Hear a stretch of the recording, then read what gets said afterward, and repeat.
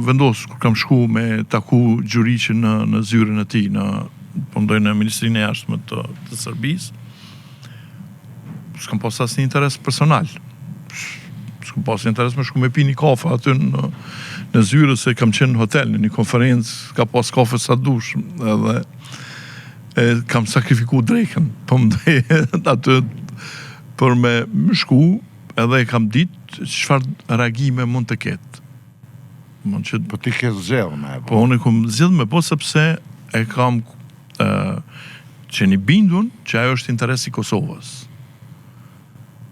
Që ajo nuk është veç një arritje jeme personale, me pranu në Ministrinë e Jashtme, domethënë një institucion, ty si një personalitet, si intelektual për Kosovës, si njeri cili i ka definume, i ka publike qëndrimet e tij rreth shtetit Kosovës, rreth kombit kosovar, rreth luftës, rreth luftës me Serbinë, krejt kjo sigurisht që ka përbë një hap shumë të rëndësishëm. Shikon, na sot kur ja shpjegojmë studentëve pyetje provimi për shembull, cili ka qenë ministri i parë, shpesh ka qenë pyetje provimi të studentëve mi, që ka takuar Ibrahim Rugovën, ministri i parë i jashtëm.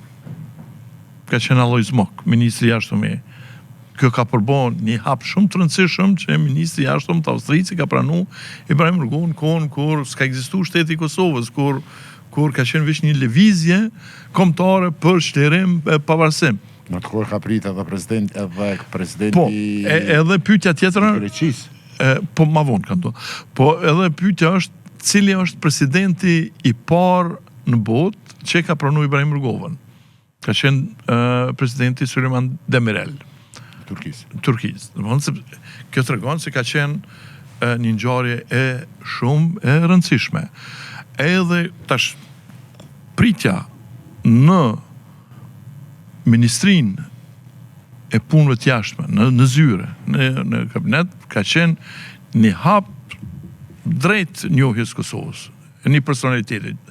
Edhe pse jo zyrtar, edhe pse unë s'kam përfaqësuar institucion, po kam përfaqësuar veten time, dhe kjo prandaj duke qenë i vetëdijshëm për këtë, unë kam qenë në gjendje me prit të gjitha ato akuzat, spekulimet, sulmet që jenë bo, sepse thjesht kam konsideru këtë sakrificë, kur kam thonë, kur kam ujt Adem Demaçi me majt 28 vjerë burg për qeshe, pse unë s'muj me bo, me i duru krejt budal të Kosovës në qafë, krejt shpionat e Serbisë që gjuhën më gjuhën qafë pasaj, duke më akuzu mu për bashkëpunëtor.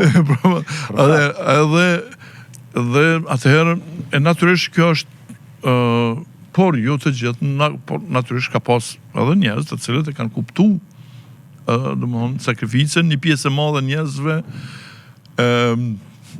shumë më mërzisnin kur thonin po s'ka pas ai që ka me spionu aty, se su konzultar, s'ka pas që ka me tradhtu.